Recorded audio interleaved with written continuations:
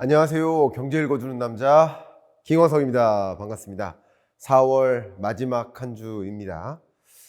통화 패권을 쥐고 있던 미국이 이 달러 패권이 흔들리는 모습이 전개되고 있습니다. 달러 제국이라고 일컬어졌던 미국이 몰락하는 것은 아닌가 하는 대질문이 던져졌습니다. 과연 중국 위안화가 이제 미국의 기축통화 지위를 빼앗을 것인가 하는 또 질문이 던져지고 있습니다. 이런 질문에 대해서 하나하나 답변을 드려보도록 하겠습니다. 저도 매년 경제전망서를 쓰고 있고 또 2025년 전망을 함에 있어서 2025년 경제는 결국 트럼프가 어떤 식으로 전쟁을 펼쳐나가는지에 따라 달려있다시피 한다라는 말씀을 누차 드리고 있습니다. 트럼프 2.0서를 통해서도 마찬가지 트럼프 2.0 시대 글로벌 경제에 전환이 일어나고 시장이 대변화를 진행하고 있다라고 말씀을 드렸는데 그 변화 중에 하나가 바로 달러 패권의 흔들림, 이것 아닌가 이런 생각을 해봅니다.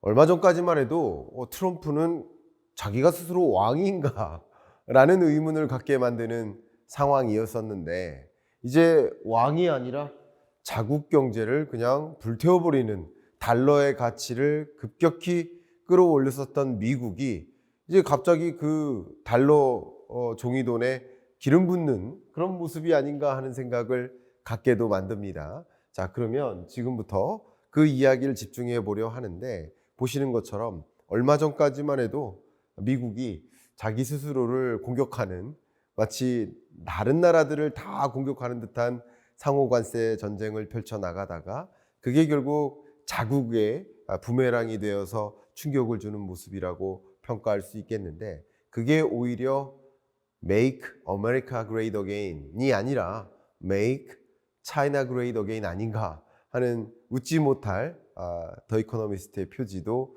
등장했습니다.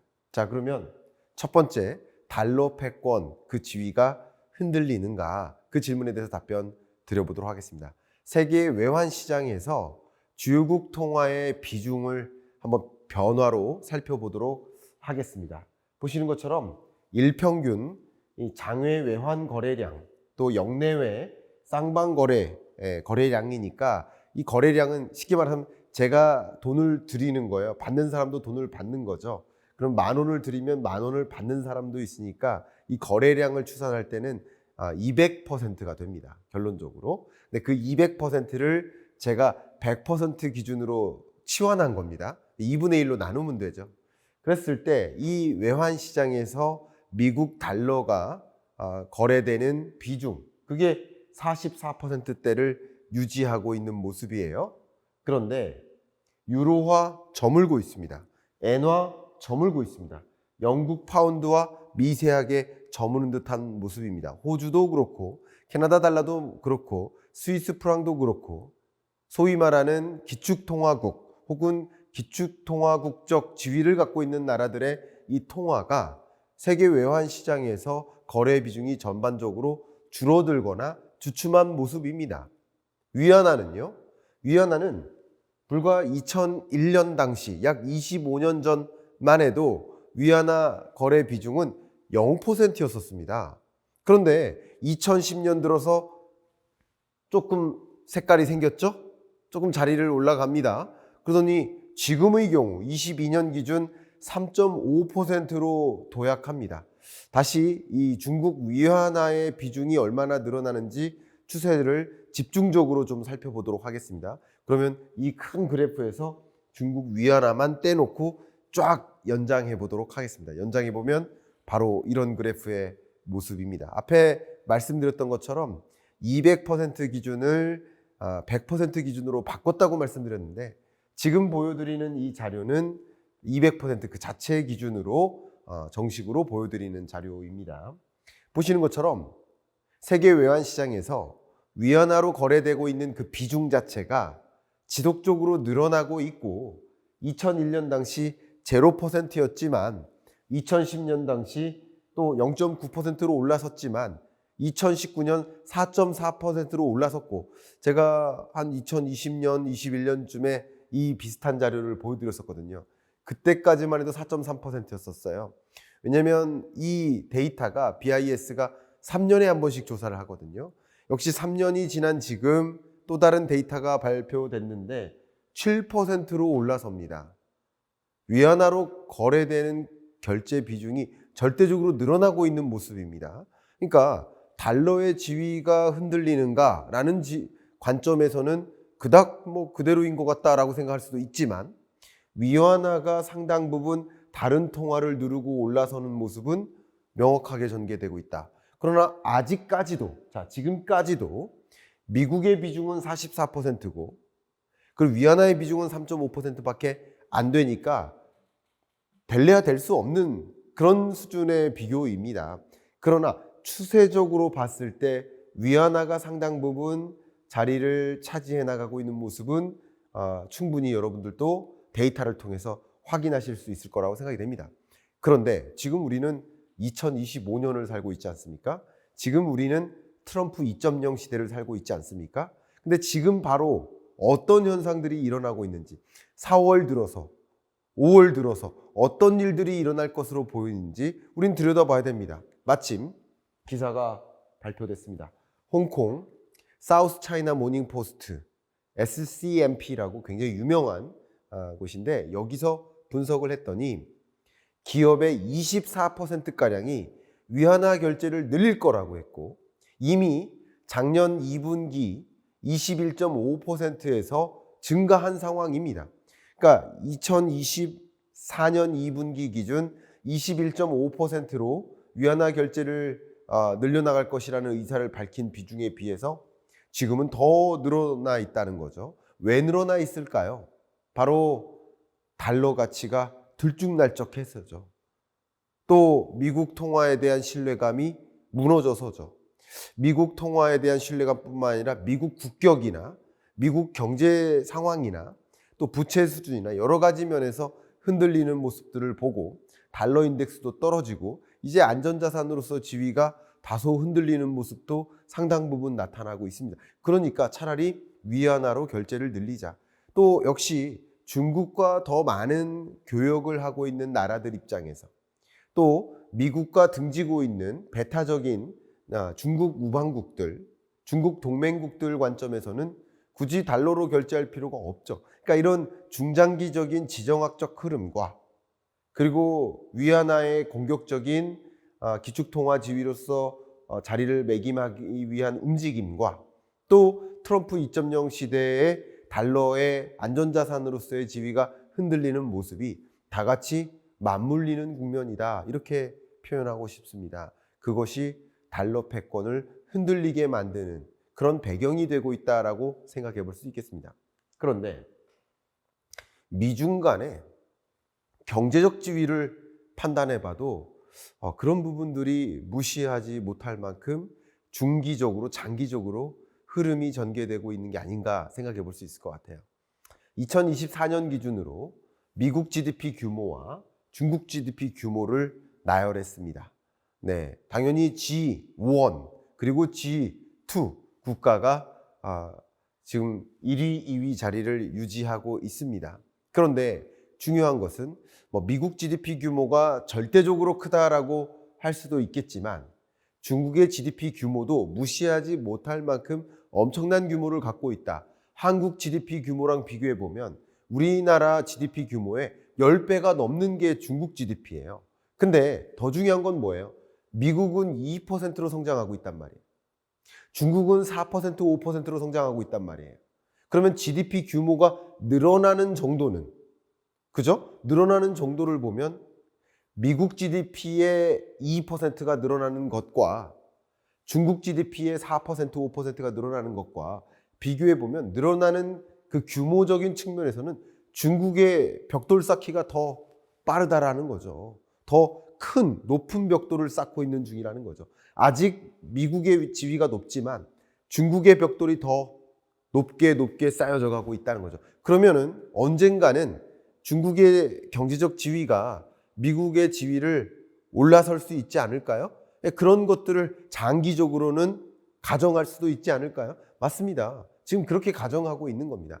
그러다 보니까 이게 결국 경제력이 또 교역량이 세계 주요국들과 좀 더 이 기축통화국으로서의 지위를 유지하기 위한 자국 통화의 기축통화, 패권 이런 것들을 가져가기 위한 더 좋은 도구로 사용될 수 있겠다라는 가정도 크게 틀림은 없어 보입니다. 그런데 보시는 것처럼 미국 경제 성장률이 종전까지만 해도 2.9, 2.8, 2.7 뭐 굉장히 괜찮은 성장 흐름을 유지할 거라고 생각을 했었는데 미중 패권 전쟁 또 트럼프발 관세 전쟁이 본격화되고 나서 IMF의 경제 전망 보고서를 또 열어보니 2.7은 어렵겠구나. 1.8밖에 안 되겠구나. 2026년조차 2.1% 성장도 채 안 되겠구나. 1.7% 정도 되겠구나. 생각했던 것보다 이 미중 무역 전쟁과 관세 전쟁의 충격이 미국에게도 부메랑이 되어서 돌아오는구나. 이게 미국 경제에 대한 신뢰감, 미국 경제에 투자를 해야 된다라는 그 기대감이 줄어드는 거죠. 그게 안전자산으로서의 지위를 흔들리게 만드는 배경이 되겠죠. 실제 자료 보시는 것처럼 세계 GDP 증가율을 기존의 3.3에서 2.8%로 내렸는데 트럼프발 관세 전쟁이 발표된 이후의 조정입니다.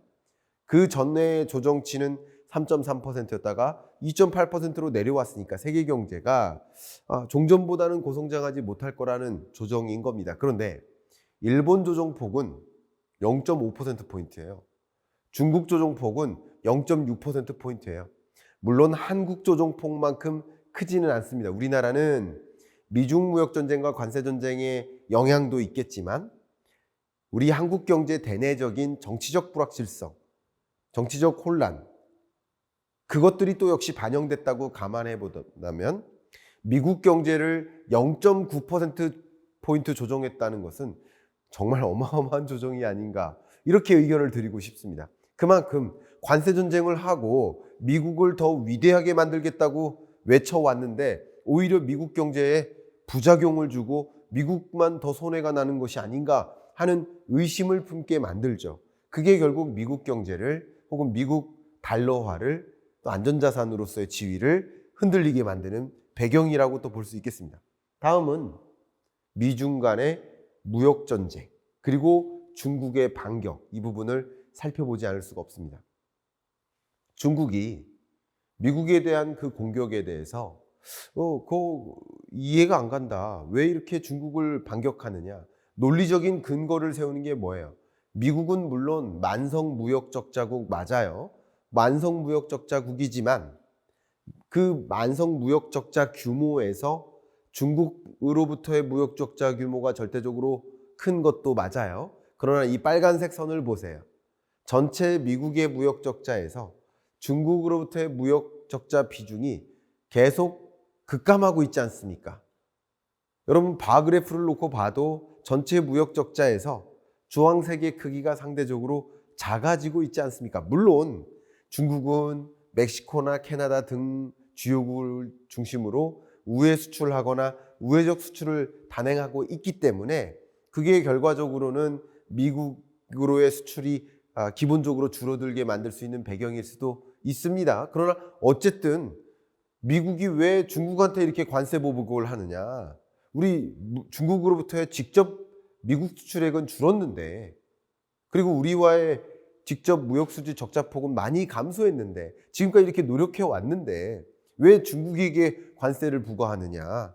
그죠? 그 부분을 주장하는 겁니다. 주장의 근거도 만만치 않게 상당히 논리적입니다. 그런데 어떤 식으로 공격하냐면 더 중요한 것은 시진핑 주석이 세계 정상들과 만나기 위해서 서신을 보내고 있습니다. 우리 정상회담 합시다. 스페인 정상과의 회담을 했죠. 시진핑이라는 인물 한번 생각해 보세요. 사진을 아무거나 검색해 보세요. 주로 표정이 어떻습니까? 무뚝뚝해요. 무표정이에요. 표정의 변화가 없어요. 근데 두 정상이 상당한 수준으로 웃고 있지 않습니까? 어쨌든 이게 사진을 찍기 위한 모습이라고 가정하더라도 이렇게 웃으면서 방긋 웃으면서 사진을 잘 안 찍거든요. 그만큼 정상 간의 이런 회담을 통해서 뭔가의 동맹적 관계, 경제적 동반자 관계를 형성해 나가보자 하는 뭔가의 논의를 했다라고 우리는 헤아려 볼 수 있겠죠. 그뿐 아닙니다. 보신 것처럼 한미일 외교 장관급 고위 회담을 가졌죠. 이것도 왜 그런 겁니까? 이런 모습들을 보니까 아무래도 우리가 미국으로 수출하는 수출량이 제동이 걸리지 않겠습니까? 중국의 대미 수출이 제동이 걸리지 않겠습니까? 관세 장벽을 펼치니까요. 그러면 나름 그 충격을 받지 않도록 하기 위해서는 중국으로 수출 못하던 것을 다른 나라로 수출할 수 있으면 나름 여지가 생기겠죠. 바로 그겁니다.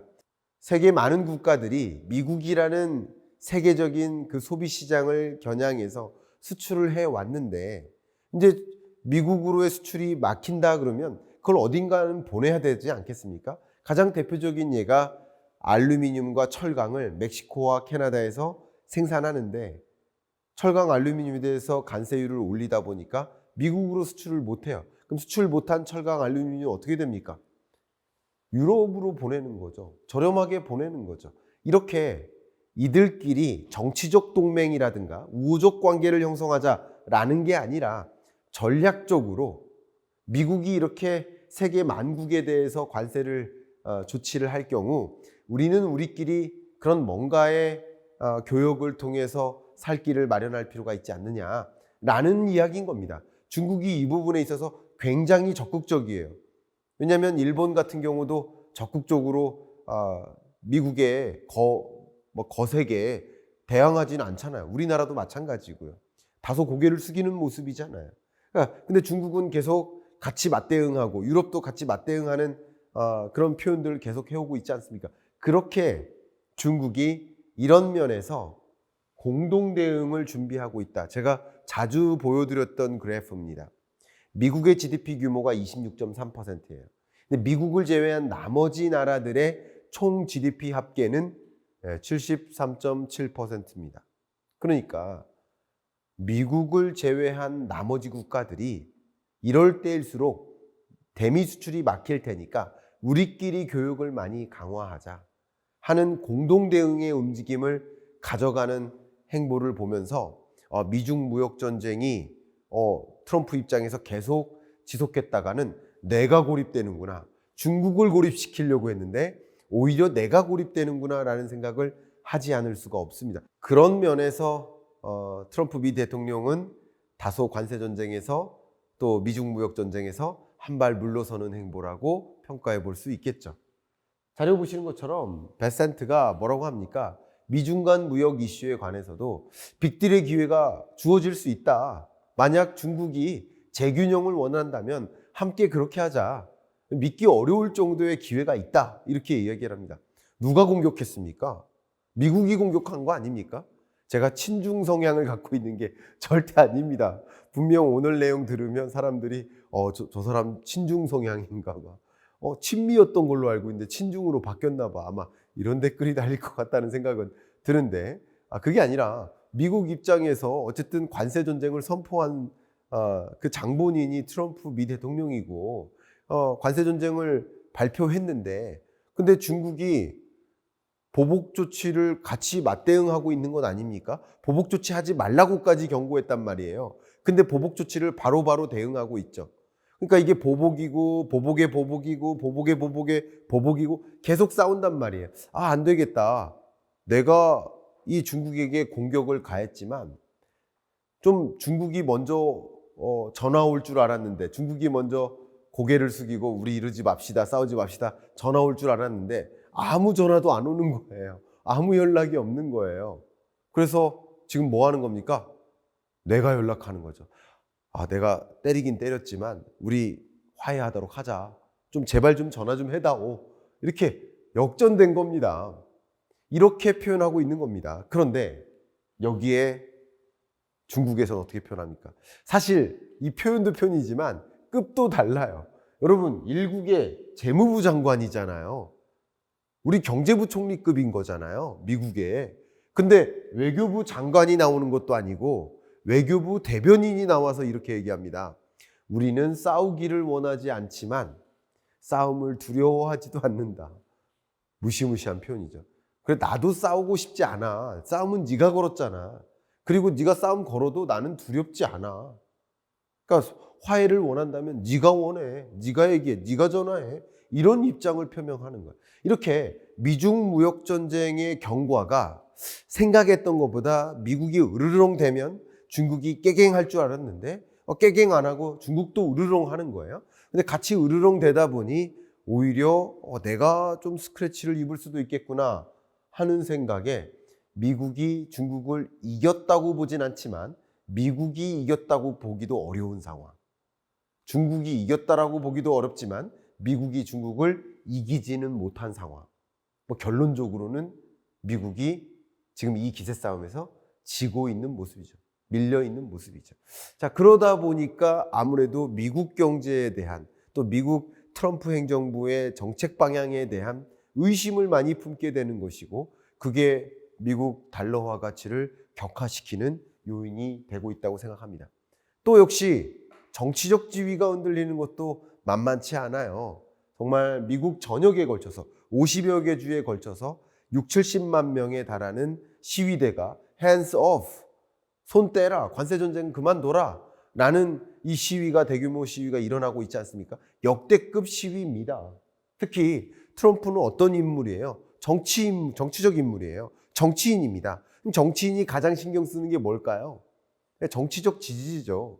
근데 역대 미국 대통령의 1분기 평균 지지율을 쭉 나열해 봤는데요. 트럼프가 지금 꼴찌입니다. 꼴찌. 그냥 꼴찌입니다. 그런데 그 지지율을 봤더니 트럼프의 경제정책에 관한 지지율을 보면 지지하지 않는다. 관세정책 반대한다. 물가 대응에 잘 못하고 있다. 부정적 평가를 주고 있습니다. 역대 최저치입니다. 역대 최저에 달하는 트럼프 대통령의 지지율인 거예요. 오히려 트럼프 1기 때의 지지율보다 더 낮아진 상황입니다. 보십시오. 이러다 보니까 미 트럼프 대통령 같은 경우 이 지지율을 신경 쓰지 않을 수가 없고 오히려 이런 정책이 정치적으로 미 중간 선거에 좋은 요인으로 작용할 거라고 믿고 밀어붙였는데 아니구나. 이걸 원하는 것이 아니구나. 정치적 지위가 지금 흔들리고 있는 겁니다. 그게 결과적으로는 달러의 가치를 떨어뜨리는 요인이 되고도 있겠죠. 또 이것도 한몫합니다. 보신 것처럼 도널드 미 대통령, 트럼프 미 대통령이 파월에 대해서 계속 뭐라고 합니까? 파월을 때립니다.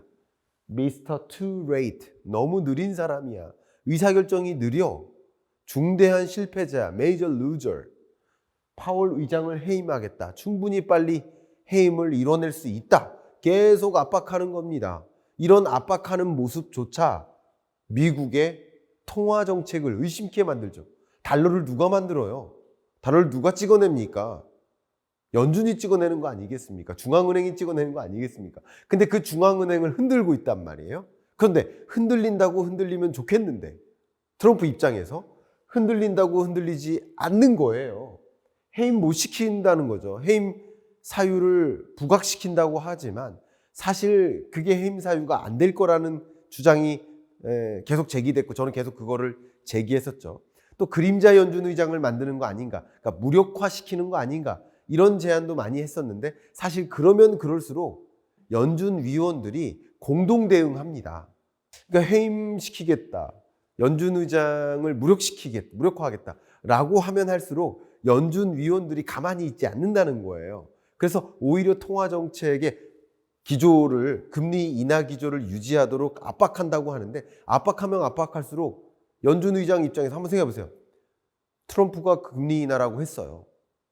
근데 그 말 듣고 지금 그 말이 없었다면 금리 인하 하려고 했는데 이번 달에 금리 인하를 하려고 했는데 트럼프가 그 말을 해서 마치 그 말 듣고 금리 인하한 것처럼 보여지면 안 되잖아요. 그래서 더 금리 인하를 못 한다는 거죠. 오히려 방해를 준다는 거죠. 제가 이미 경익남 시그니처 185화에서 파월이 금리 인하를 중단한다라는 뉘앙스의 표현들을 몇 번 했을 때 트럼프는 파월의 임기를 중단할 것이다 라고 공격을 취했고 그 주제로 그럼에도 불구하고 불가능하다.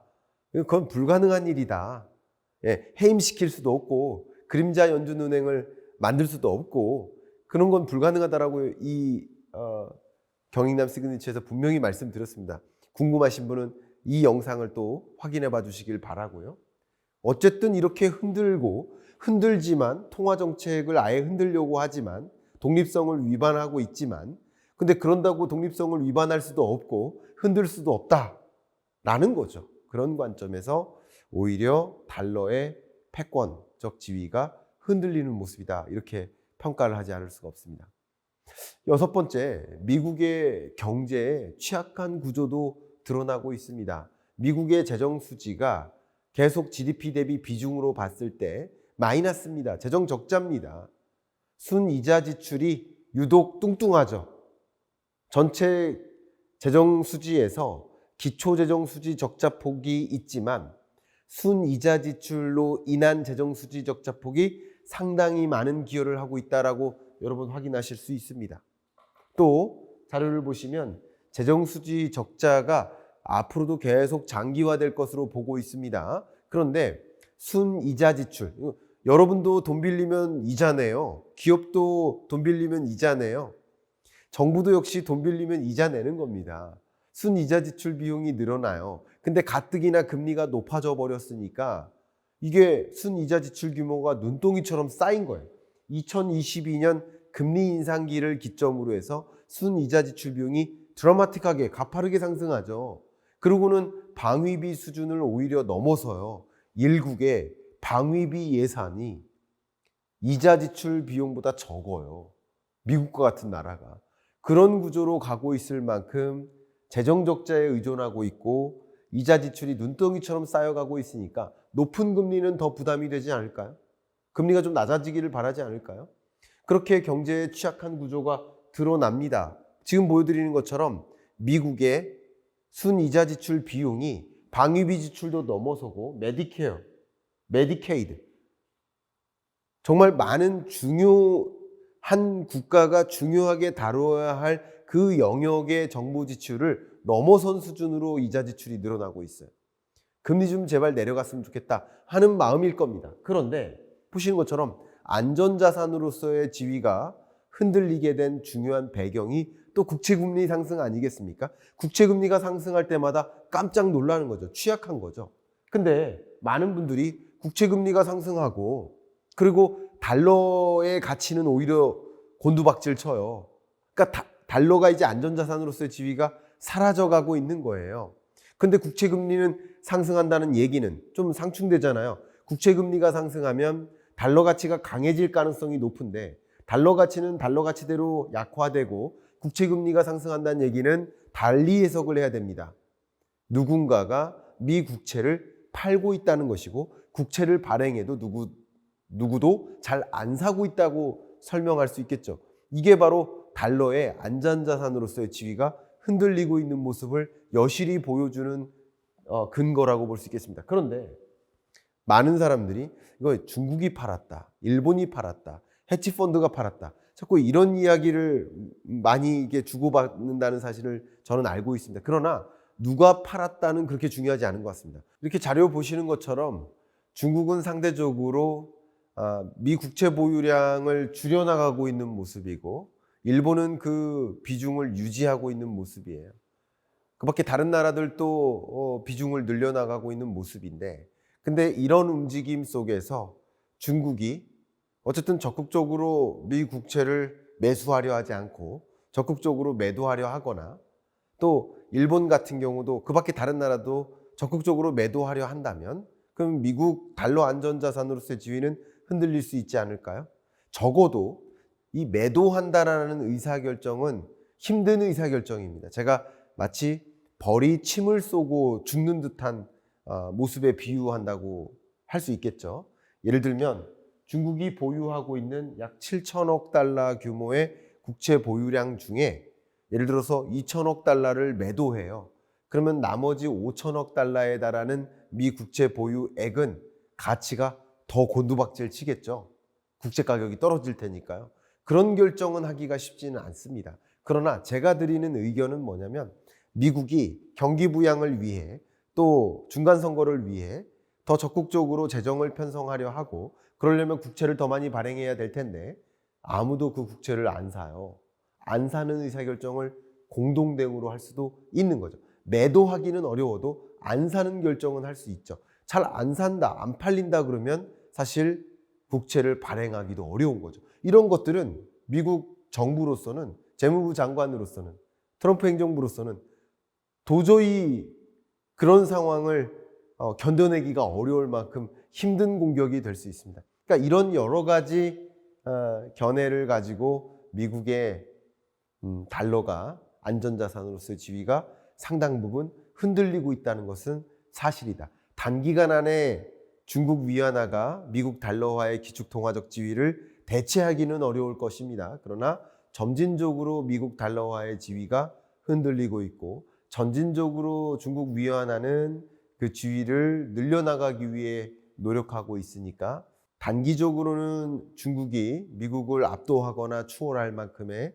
그런 움직임을 가져가긴 어렵겠지만 그래도 장기적으로는 중국은 중국 나름대로의 기축통화국으로서의 지위를 나름 확보해 나가는 국면으로 가게 되지 않을까. 경제력 면에서, 기술력 면에서, 또 지정학적 파워 면에서, 또 각종 자원의 개발권을 보유하고 있다는 여러 가지 면에서 봤을 때 중국이 기축통화국으로서 위안화의 패권을 장악하기 위한 행보를 장기적으로 지속해 나갈 가능성은 상당히 높다라고 평가하도록 하겠습니다.